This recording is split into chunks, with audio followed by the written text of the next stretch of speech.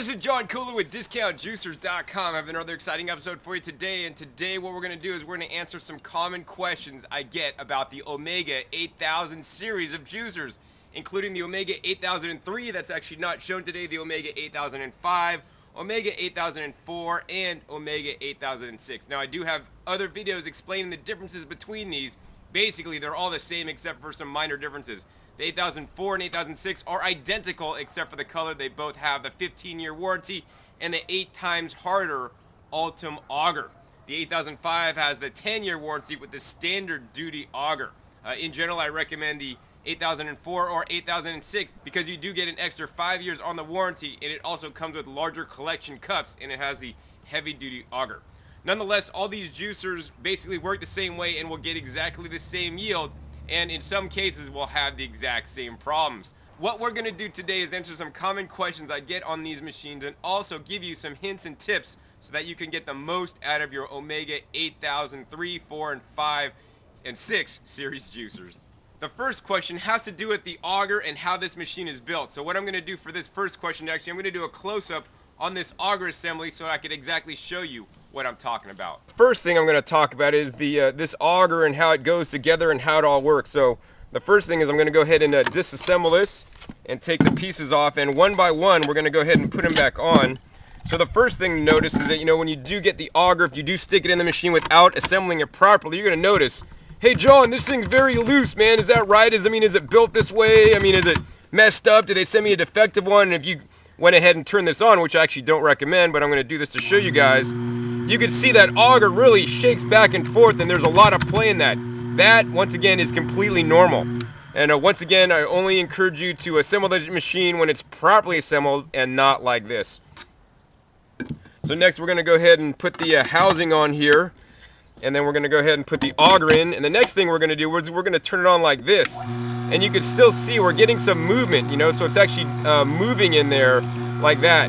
And in some cases, after you do get it assembled, like we will assemble it right now, we'll go ahead and put the screen in there and the end cap on. Once you do get it assembled and then turn it on, sometimes what you're going to see is you're going to see some little movement of this whole end cap kind of gyrating back and forth. Now, once again, that movement is also all right. So here is a close-up of an actual Omega 8004 juicer in use. This was actually sent in by a customer who wanted me to check to ensure that this was normal operation. And it looked like to me that this is absolutely normal operation. On some juicers, the whole drum and the drum cap, which is where the pulp is coming out, will gyrate or rotate like this. And this is completely normal, so there's nothing to be alarmed about.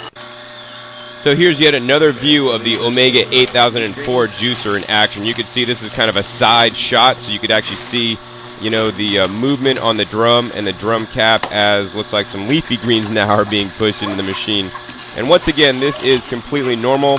I would encourage you to, you know, feed things at a slow and steady pace when juicing in the Omega 8004. In addition, rotating your produce, so maybe do a piece of a beet, then some greens, and then a piece of a beet, then some greens, versus like all your beets, all your cucumbers, and then all your greens, which might be what's happening in this video. Next, let's go ahead and talk more about, you know, why the Omega 8000 series juicers works like this. There's a reason for the movement. You know, if this was like a nice solid tight system and it wouldn't have any play, then you might put something in there and it would just totally break and crack and not work anymore. So there is some play designed in this so that it will operate properly. So that's a very important note. Whether your machine stays you know, in one position when it's on, or whether it's kind of moving back and forth, it's fine.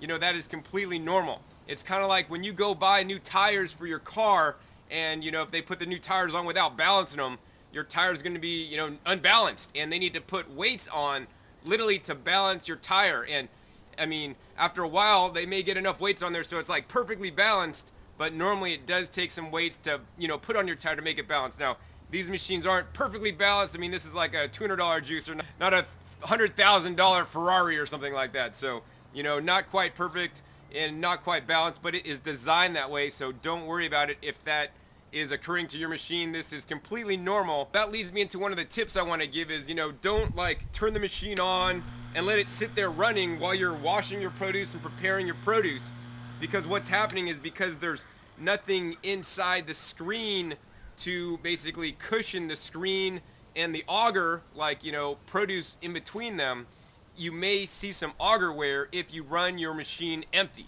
It's like running your car without any oil in it, right? You wouldn't want to do that. You could freeze your motor up. So don't run your juicer, for extended periods of time without putting any produce in. Obviously, when you turn it on, before you start juicing, it's going to be running a few seconds. Then you're going to start juicing in it, and that's completely fine.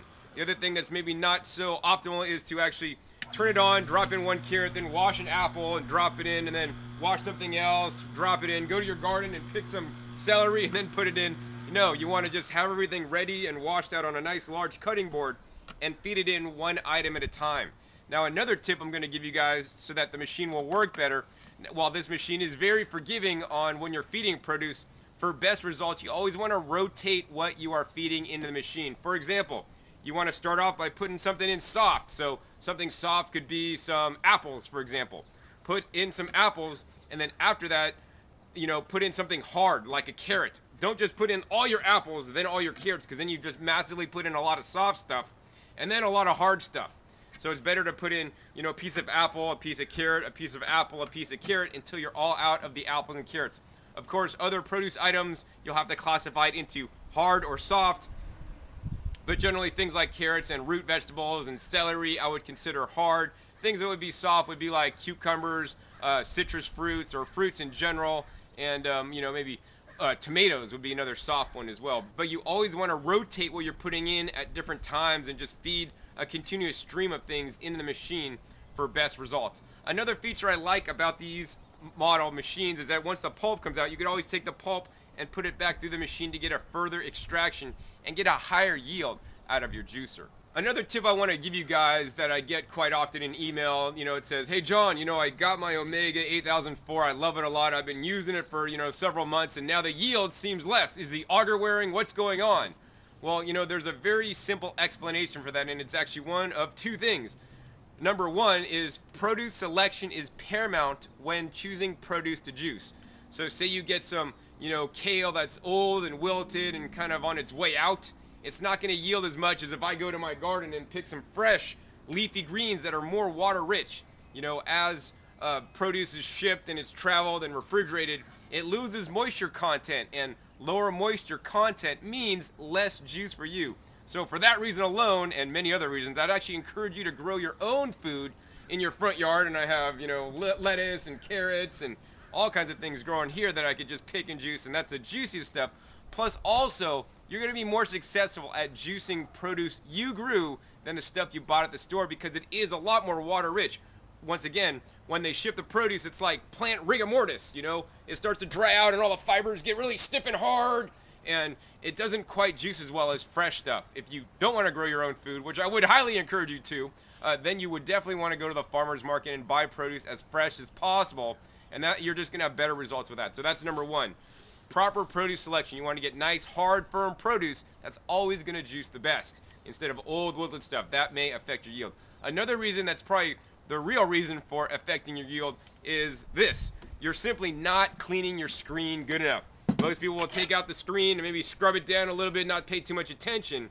And if you took like a high power microscope, you could like look and magnify the screen area. And if you look, you'll see that there are actually deposits clogging up the holes of the screen. And guess what? When that happens, instead of the juice coming out of the screen, it's getting ejected out with the pulp. So it's very important for that reason to clean your juicer right after you're done using it. Take the little included brush that comes with the machine and scrub out the screen, both sides, really well. Every single time right after you're done. If you let your juicer sit for any length of time, the stains set in, the pulp dries in here, and then it's a pain in the arse to get out. So I don't recommend doing it. It's not any fun.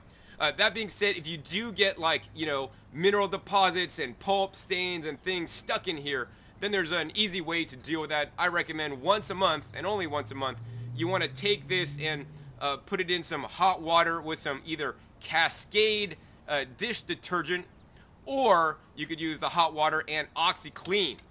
Omega will recommend you use the Cascade. I personally like to use the OxiClean instead, and you're going to soak it in there overnight, and then the next day you're going to take the brush and scrub it really good, and this thing, all the mineral deposits and all the stains will come out, and it's going to look as good as new, and you're going to once again, increase your yields to like new performance as long as you're getting high quality vegetables.